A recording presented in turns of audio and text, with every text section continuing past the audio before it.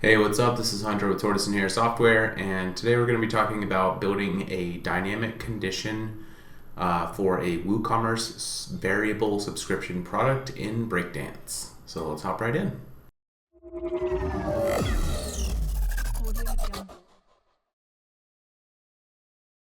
Alright, so let's walk through a dynamic condition for a variable subscription product in WooCommerce. So I'm here on kind of my template page in the website that I'm building, and I'm on the section here and on the advanced over here and in the conditions kind of group, conditions tab. And if I hit edit conditions, basically I wanted to check and see, like, does this member have a subscription to either our grow or scale plan for our membership site?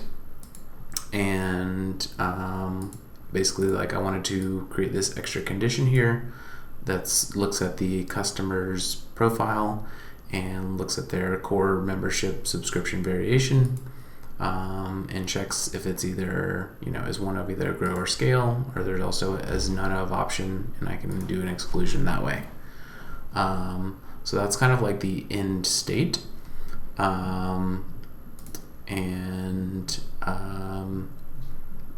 If I kind of come back out here to WordPress and look at WooCommerce. All right, so you can kind of see we have a product here, which is the Hurry MSP core membership. And if I kind of come into the edit for the core membership, we can see it is a variable subscription product. And within the product, we have a couple of variations. And that's the start, grow, and scale. And basically this is just set up so they can only have one of these memberships at a time. Either our start membership, our grow membership, or our scale membership, which gives them access to different content depending on their membership level. And then to kind of like create this, I had to create a dynamic condition. So we'll just kind of like walk through the code here real quick. And I've put this code available on GitHub, so you can look at that at your leisure. But since it's easier to kind of browse through and with Visual Studio Code here, I'll walk through it here in this. So we're basically up here at the top, and we're going to add an action that is a function that will register our template / condition type. And first off, we'll check to see if function exists. WooCommerce get user subscriptions, just kind of like a defensive coding thing, just to make sure that WooCommerce subscriptions is even installed. And then if it is, then we'll go ahead and create our condition registration. So we'll do a supports element display, create our kind of unique slug here for the condition. We'll label it core membership subscription variation, put it under the customer category, and give it operands are is one of or are is none of. Which, if we kind of come back here to our piece of content and look back at the template page and look at the conditions, you'll kind of see how all this relates in the code.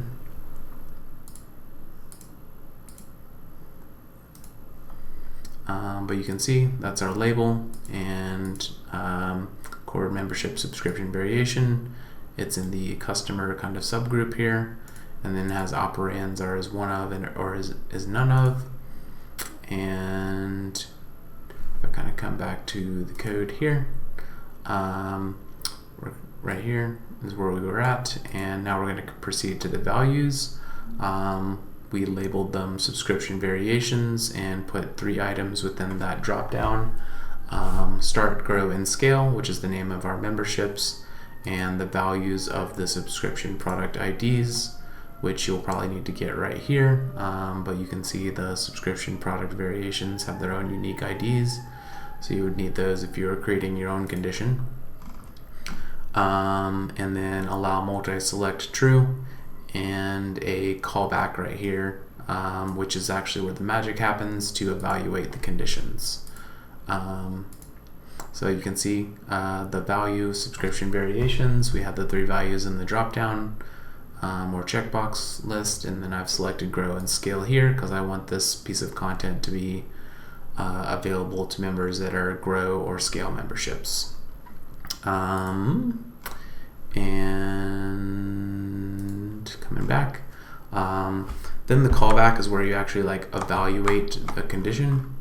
So we'll start off by getting the current user's ID, putting that in a variable.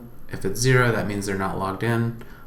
So we want to kind of check there to see if we need to even process any more information.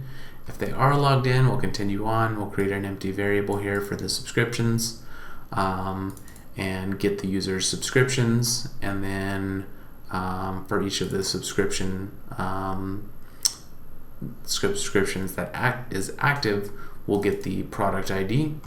This is just a debugging thing, and then the basically for each of the subscriptions, we'll get the product and then the product variations, because each subscription is actually like a product, and this is a variable subscription product, so we'll get the product and then the product's available variations, and then we'll get the variation ID from that.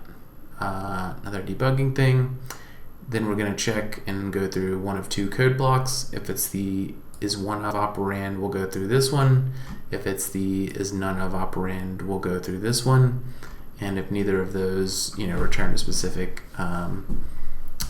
value, then we'll just go ahead and return false and not show the content, because since this is a membership site, we want to kind of err on the side of caution, and hide the content, and rather than making it available for free.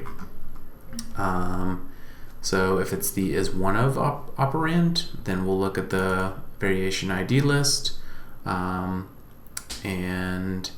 if the user has a subscription to the product variation that's active, and that user's subscription is in the array of basically product variations that are selected in the is one of operand. So basically, like, we're checking like, is the user's subscription variation in the array of these values. So say it's a user with a grow membership, is their grow membership product ID, subscription product variation ID in this list that is one of selected, and if that is all true, let me come back to Visual Studio Code, and that's active, then we will return true, and then that means the content will be shown. So that's kind of the logic for the is one of operand, and then the is none of operand. We'll put a show content true by default here, and then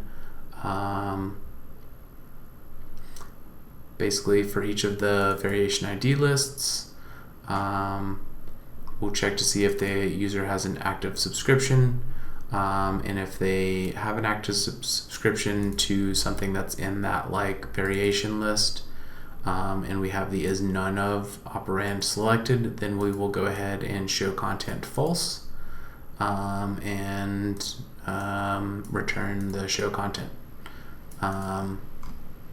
So yeah, basically we're checking to see like if this is none of, and let's just say again, if the member had a grow membership and we had selected this as none of, then we would not show this content, but we want to leave this one as one of. So yeah, that's basically the process. Again, the callback is really where the magic happens, and you have to build out your operands. There's multiple operands that you can like kind of create. If you look at kind of like Breakdance, there's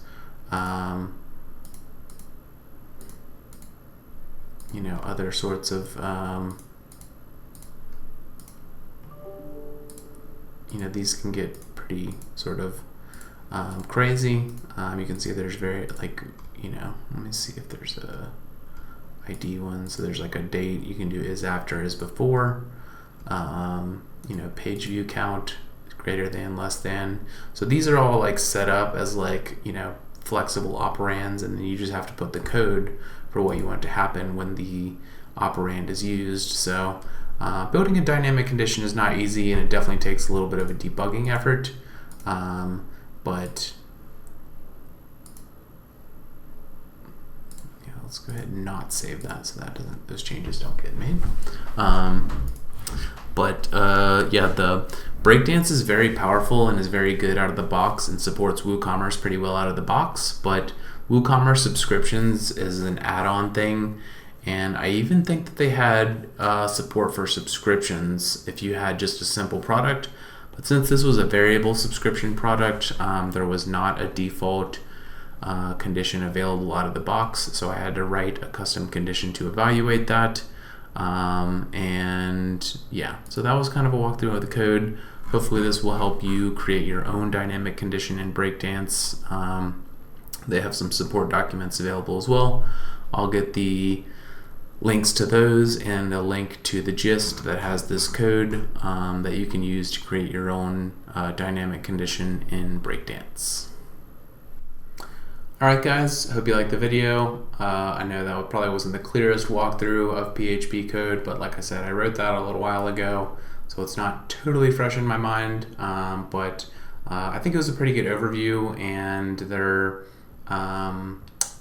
didn't seem to be, I had to wade through that, and there wasn't as much help for creating a dynamic condition as I'd like to for some of the my use case. So I thought it would be useful to make this video and just kind of walk through the code and the process of creating a dynamic condition in Breakdance for a WooCommerce variable subscription product.